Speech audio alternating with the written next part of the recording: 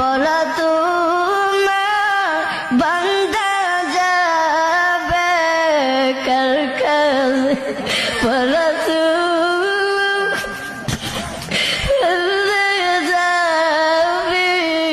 কার আল্লাহ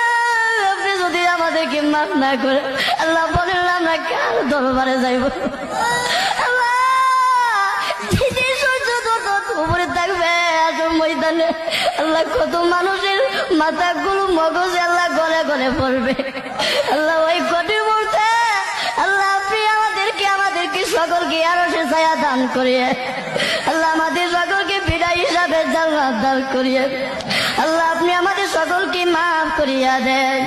আল্লাহ মৃত্যুর আগে আসার আগে আগে আমাদের সকলকে মাফ করিয়া দেন আল্লাহ কবরবাসীরা দুনিয়ার আল্লাহ যদি তোকে